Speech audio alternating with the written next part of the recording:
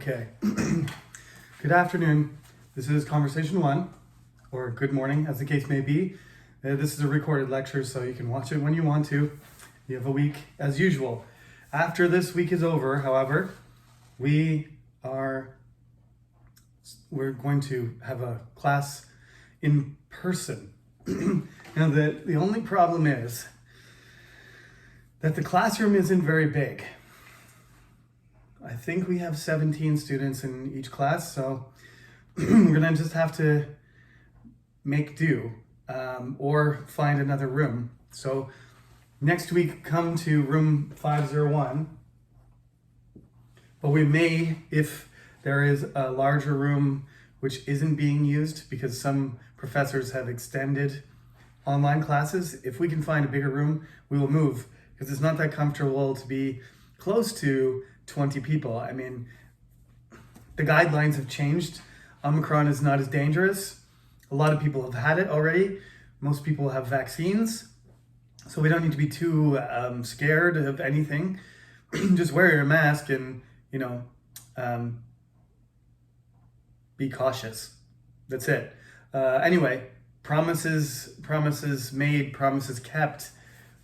Conversation classes, I think it's important for us to have class, physically be together in real time, because the social aspect is an important part of this class, this speaking class, and it's an important part of university in general. So I'm moving all of my conversation classes offline.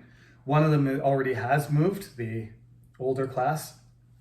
But my Conversation 2 and Conversation 3 classes are 1, 2, 3 are all. I have 3 different conversation classes.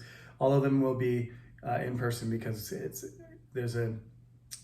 important that we do that. So next week, week 5, which for you, I think it's April 4th, I believe. April 4th for us, we start.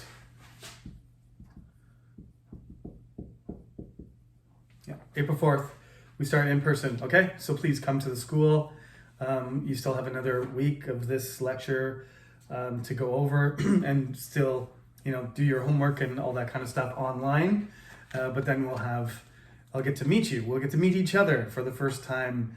It'll be the first time in 2 years that I've seen any freshmen in person, except for a couple people in the hallways the other day, and each semester, some people dropping by for their exams. So that'll be nice. You won't see my mustache, thank goodness. It'll be covered by my mask. Of course, everybody needs to bring their masks. And after you're done class, you should go out of the building. Having hundreds of people inside together still isn't a great idea, considering 300,000 people get sick every day. I think the end, I'm not sure, but in a few more weeks, the numbers are going to drop off. That's what happened in Canada. And there's going to be probably another wave, Omicron B or Omicron C or something, another, Omega or whatever. But this is what our life is like right now, so we have to adapt.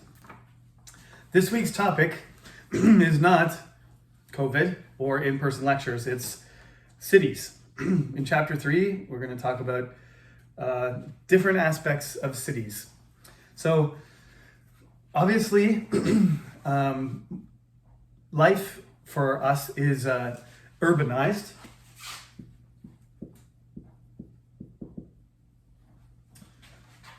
Urban means city, and as opposed to rural, which is a word that's not that easy to say because it's got 2 R's and an L in it. Even for me, as a native speaker, I don't enjoy saying the word rural. But for you, it's probably torture if you're Korean, because I do not like this character very much. I have to... Leal is just not a fun sound for me to deal with in Korean, and for most Koreans, the R and L sounds are not that fun either. So people normally, I do this in French because actually a French R is very different than an English R. and it's very different than a Korean R. Those sounds are not the same.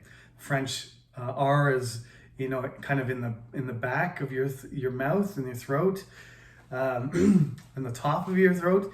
The English R is just like stalling your tongue and keeping it down, just as a pronunciation tip. And Lille, the tongue moves like, as you all know, King Sejong made the characters mimic the sound of the pronunciation. So literally your tongue is kind of doing this kind of shape, S kind of shape in your mouth. Lille goes up and down. It's cool. It's cool how he did that.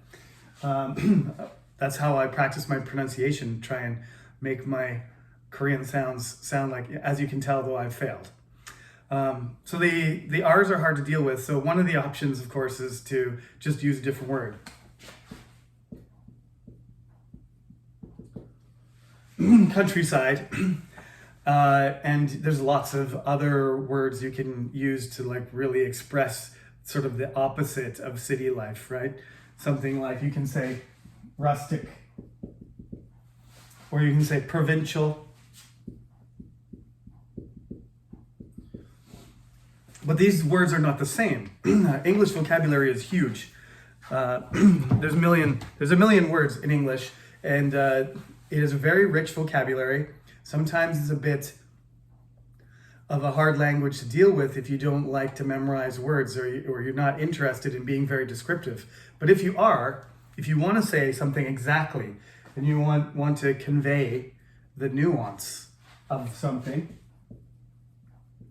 right? That is, again, that's another French word, nuance. In English, we say nuance, is very precise differences between words, small differences that are very precise. And in French culture, this is part of French culture, that they like to be they like to say things exactly, do things exactly. Just take a look at French cuisine, for example, or French philosophy, or French engineering, right? Or any number of things, French education. There's an attention to detail that is a part of French culture. It has been for centuries, for hundreds of years. Take a look at French cuisine. Look at their food, I'm Canadian. There's Canadian food, and we have master chefs, and we have Michelin stars in a few places. Not that many, but they have raised food to the level of art. And if you go to an expensive French restaurant, authentic French cuisine, you're going to end up with like very small, very delicate, very delicious, very beautiful food, because they're paying attention to every little detail, right? It's a delicacy, literally from the word, from delicate, from something very carefully made and very, very fragile, delicate, right? It's a delicacy. That's a luxurious, very rare, very delicate kind of food. It's a delicacy. That comes from French as well. And that's why we have so many French words in our vocabulary that are related to food, especially food preparation or manners and that sort of stuff, because the French made those words and then we took them into English. But generally, English cuisine, you will probably find it's more like an American cuisine too. It's just like speed and function is more important. Anyway, we'll talk about food later again this semester for sure, but supposed to be talking about cities here. Provincial, the word, there's a place in France called Provence, but basically provincial, provincial. The word means to be from the provinces, not from Paris, not from Marseille or Orléans or whatever, but especially Paris. That's the big city. If you're a provincial, that means you're from the countryside, which that can mean that people think you're less educated, less sophisticated, let's say, lower class, and not trained in manners, and you're not worldly, you don't know as much as people from the city. So provincial is kind of cute way, and so is rustic. But rustic is an English word, one of our words. And I just today, I quoted Richard II. He's an English king who put down a rebellion, and the people from the countryside came to the city and sort of took the city hostage. And when he put down the rebellion and they returned to the countryside, he said, "Rustics you were, and rustics you are." You are people from the countryside. You were, you came here, and now you're going back. And now I'm going to make your life even more miserable than it was already. You were miserable people from the countryside already, but now I'm going to make it even worse for you. So there is this kind of snobbery that comes from the city. All of you know, if you're from Seoul, then you're better than everybody else. It's just a fact. The culture of Seoul has got more, people have more money there. They have the better education. All the universities are there. All the entertainment is there. So people think, I'm from Seoul. I'm better than somebody from another place. They have this just automatic attitude that I'm from Seoul and you're from Daejeon, so you're a provincial. You're from the countryside. Daejeon's not countryside to me. I came from a town in Canada. When I was young, I lived in a town that had 4,500 people, not 1.5 million people. So Daejeon's a big city to me. My university city had 500,000 people, which is more like the size of Cheongju. So to me, Daejeon's big enough. And I don't care about Seoul, and I don't care about their attitude. But it reminds me of people from Toronto. People from Toronto do the same thing. Torontonians think that they're better than everybody else because they have a more expensive house, and they have a higher paying job, and they have education and entertainment, and they're the center of Canadian culture. They think, even though that's not true. But it is true to a certain extent that a lot of the population is in the city. There's in the Seoul Gyeonggi-do area, the Seoul Incheon Gyeonggi-do area, there are, half of the people in Korea, 20 million, not quite half, but 20 million people live in that area. It's heavily urbanized, very dense. The density of people. Toronto's not as dominant. Seoul is certainly dominant because when you have 40 to 50% of the population of the country, whatever you do, the country does. Toronto's about 5 million people, and there's 37 million, 38 million in Canada. So you're talking about the proportion of people in Canada in Toronto is only, I shouldn't say only, but it's like 15%, right? So that when Toronto does something, they don't have a disproportionate effect. They have a 15%, actual population weight, but they have a lot more of the money. Then the proportion of wealth is even higher. And that's why Seoul may only have 40% of the population, but how much of the wealth of the country belongs to those people? Well, people in Seoul have more money than most other cities than the average other Koreans do. So they probably have economically an even bigger impact than their population. So cities are essential to countries now because, over the course of the last few hundred years, developed countries have moved to the city. People have left the countryside and they live in the city. If you went back in time 300 years, you'd find that 80% or 90% of the population were farmers, in order to make enough food for everybody to live. In Canada, I think the proportion of farming that's being done by population is like 3%. Something like that. If you're in the agricultural business, it might be a little bit more, but farmers.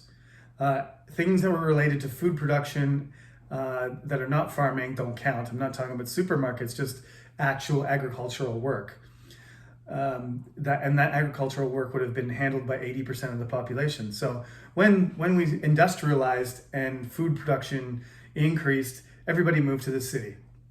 These are not new things to you, but this is the reality of our lives, is that most of us live in the city. And at least you come to the city at a certain point in your life to get your education. Most Koreans go to university or college, and those places are almost always in cities. So every Korean has to at least spend a portion of their time in a city at some point. So right now, for example, all of you, when I make you come to the classroom, you're going to have to come to a city. You might be coming from another city, but if you're coming from the countryside, you're going to get a taste of the city life if you live in Daejeon. Some people think that Daejeon's boring, but it's not that boring compared to, no offense, I don't want to name, well, I hope nobody's from any of these places that I mentioned. I don't know, Iksan or Wonju or Gunsan. Like if you're from one of those towns, don't be defensive. Don't be like Professor Sullivan doesn't like Gunsan or Nonsan or Iksan. It's not that. There's just not as much entertainment in small cities and towns. It's the same reason that Seoul thinks they're awesome, because they have basketball teams and baseball teams, and they have concerts. Everybody knows that BTS does all their concerts in Seoul, and sometimes they skip down to Busan. But how often does BTS come to Daejeon? I mean, they go to Los Angeles more often than they go to Daejeon. So even though we've probably got 1 million BTS fans in Daejeon anyway, they should come here. But I don't know. I've never been to a BTS concert, but that's something that Seoul people take for granted. If somebody's going to do a world tour, like a famous band is going to do a world tour and they're going to come around to Korea, they don't come to Daejeon. They don't even know that Daejeon exists. They just go to Seoul. So anyway, honestly, I don't want to live in Seoul. I'm just saying some of the things that mega cities have automatically that we don't. And I will go to Seoul to watch concerts or go to sports events. That's not a problem. I like to live in Daejeon. So you have to decide, right? We talked about this, I believe, already when we talked about jobs, which was week 2. We talked about jobs and you wrote about your jobs. One of the things I was mentioning nuance here is because one of the things that you can see when I see your writing, I can't talk about your pronunciation until next week. That's another benefit of being in class, is that I can hear you, not just read what you're writing for me. So, but to respond in general to the stuff that you've all done for homework so far, one of the things that we can work on in this class is expanding vocabulary. I'm not asking you to memorize countryside, rural, rustic, provincial. I'm just giving you new words. I'm just providing you with other options that when you talk about the countryside, you can use these words if you want to. I can also, I'm not going to teach you bad words, but I can also explain to you, if you hear words, certain words, like there are terms that are derogatory. There's words about countryside people that intentionally, like when the king says rustics you are, rustics you were, rustics you are, he's insulting them, saying that they're stupid, simple peasants, right? Now, he's using it insultingly. Calling somebody a peasant means there's a poor, uneducated, lower class person. It's like just calling somebody you're a poor person, you're a peasant. You have no power. That's what it means. So if you call somebody a peasant, if I call you a peasant, you should be insulted because I'm behaving like I'm a king. I'm King Jeremy Sullivan, Professor Sullivan. I'm the king, and you're like a peasant. Like I have some sort of power over you. That's not the way to talk respectfully to your students. And certainly you can't call me a peasant because I'm older than you and I have more education. So that doesn't make sense. But I shouldn't call you a peasant either because you're not. You're young. You're not a peasant. So I wouldn't insult you by calling you a peasant. If I called you a rustic, though, it's a kind of a cute thing now. It doesn't have that meaning of an insult, right? The way a peasant does, or in America, sometimes because people with lighter skin that work outside get a sunburn on their neck, you might hear jokes or people make comments about people that don't live in, especially in the United States, that they're white people that work outside, and they literally do have red necks. But if you call somebody a redneck, what you're doing is calling them a low class person, an ignorant person. And say, you can say it as a joke, but it's not a funny joke if somebody actually does live from the countryside and they have a different accent and they are a white person from America. If you call somebody a redneck as a joke, they may not think it's funny. It's an insulting term, okay? So you don't run around saying these words because this is informal language and it can be insulting. These words are pretty much fine, right? They're not insulting, but you don't want to call somebody a peasant or call somebody a redneck, because usually that means you're telling them that they're a lower class person. That's not very nice. Now, so don't use those words in interviews, but there is a rich vocabulary to choose from. So there's lots of words that you can use. And also, just like we did with jobs, you're going to want to think of why cities are good or not.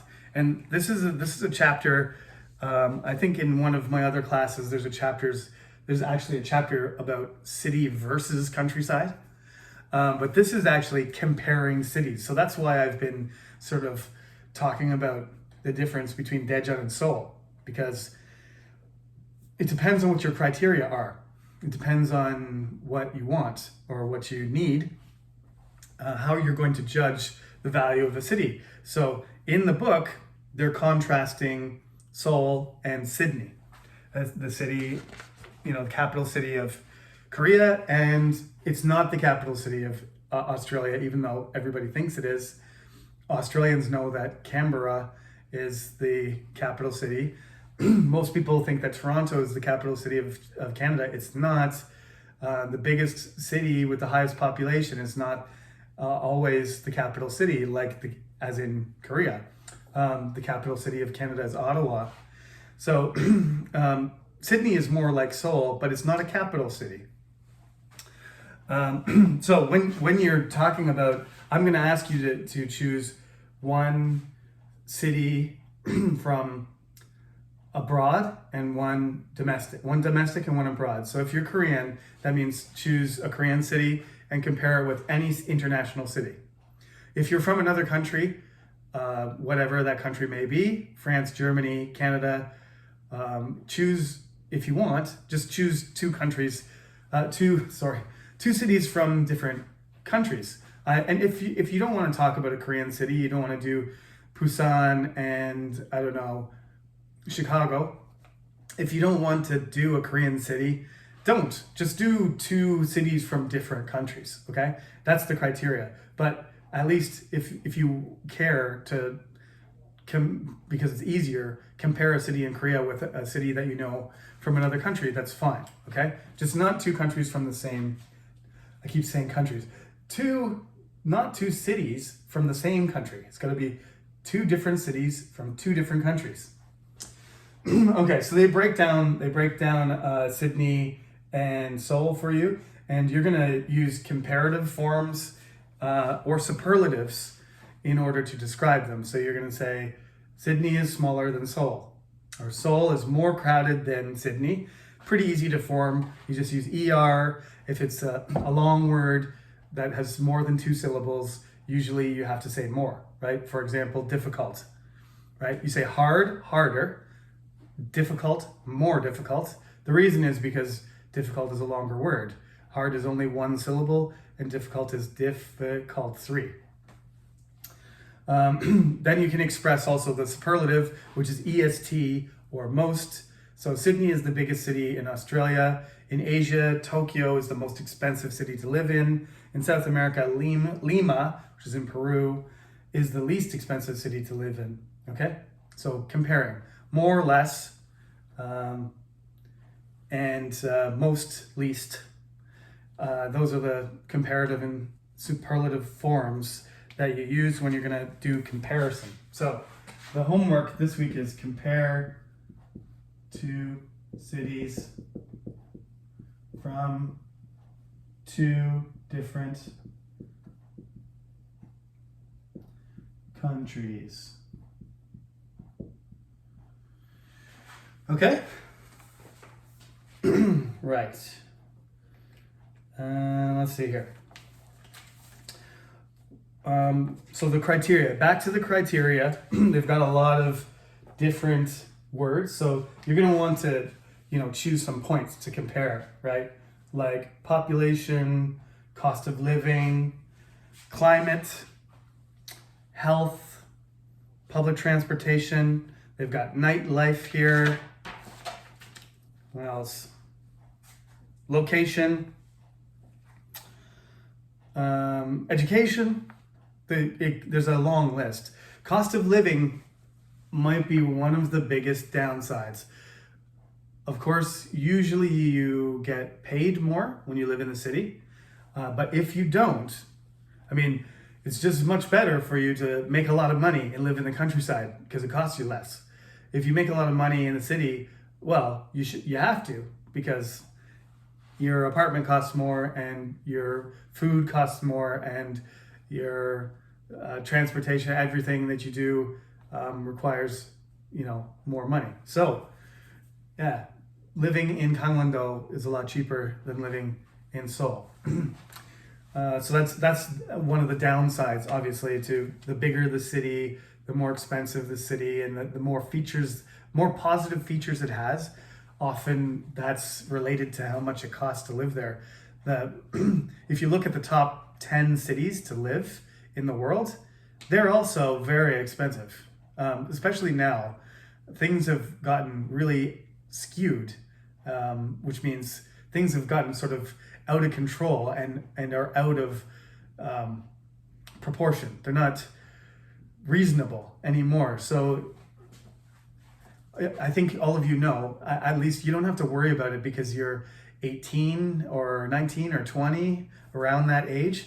And you don't, hopefully by the time you get to 30 years old or 35, the situation will be different. But right now, it's what we call affordable. How much you can afford is out of proportion. There's the gap between the wealthy people and the less wealthy people, rather than saying they're poor and peasants. Like the average person makes a lot less. You can look at how much money people have in a country, but there's super rich people, like ultra super crazy rich people, that make the balance of distribution completely off. When the United States, you take like the top 1,000 wealthiest people, and they have half the wealth. I'm just throwing numbers out there, but when you take a very small proportion, like the top 2% of an entire country, just the top 2%, and they have 70% of the wealth, and the 30%, that's remaining is spread amongst everybody else. It's getting to the point where we're talking like this kind of gap between the super rich and the poor is becoming like a Roman Empire type level. Like the emperor owns everything, and most of the population only can live because the emperor gives them bread. This is what happens in Rome eventually, that basically there's like a bread subsidy, and people that live in Rome, they get free food. But that's it. They don't own property, they don't own anything. They just get free bread that keeps them alive. And then the only way they can do stuff is like, being a servant and being in the army. And the emperor owns literally like half of Europe, belongs to the Roman emperor. And then at the opposite end, you have somebody that doesn't even own anything. They just get given free bread so they can stay alive. That's a Roman citizen. It's not that bad. People aren't begging on the street and being given free bread. It's called the grain. What was it? The grain dole. It was called the grain dole. And once the emperor started doing it, they had to keep doing it, because if they didn't, all of the population of Rome would have just attacked. It was the only thing basically keeping the population satisfied, was keeping them alive with food. So you've got hundreds of thousands of Roman citizens essentially subsisting on the Roman emperor's benevolence, and that's all they have. It's not that bad, and you're in university and everything, but the price of houses, as you know, you probably, hopefully you voted earlier this month. Hopefully you have an opinion about politics. One of the biggest problems in Korean society is how expensive a house is, how much it costs to buy an apartment. And I hope that, I don't expect, but I hope that in 10 or 15 years, when you are thinking about buying an apartment, that the price is affordable. Right now, it's basically unaffordable. So people in their 30s who could have bought a house 10 years ago, or could have bought a house when my parents were my age, now it's impossible, because you can't make enough money in order to buy a house. So these are all things you got to consider. These are all things. How much do you want to live in Gangnam? Well, cost of living, it's so high that most of us just can't. We just can't. It's not even, you could want to, but you can't, because it's too expensive. So there's some major issues. Talk about whatever you want. You can talk about entertainment like I did, like concerts and sports and stuff like that. Talk about pollution. Another one of the downsides of a city is pollution and noise. Safety. Some cities are less safe because there's so many people, and there's crime that happens. Crime rates are often higher in cities because of the number of people and the situation where they need money and they have to resort to crime in order to. And there's conflicts between. When your neighbor is 10 kilometers away, you don't argue with your neighbor. When your neighbor is above you or below you and they're really noisy, then you have a conflict. Okay, so you got to talk about a city, get some information or something, compare from the internet, gather some information, make your judgments, and then write me half a page like usual, and hand it in by next Friday. Okay? Not next Friday, by next Monday. This is a Monday class. Okay, so this is our last lecture. I'll see you a week from today in the classroom. Come to 501 first, and if we change rooms, then we'll do that. Otherwise, that's the classroom we have. Okay? So, have a good week, and see you again. See you for the first time again on Monday, April 4th.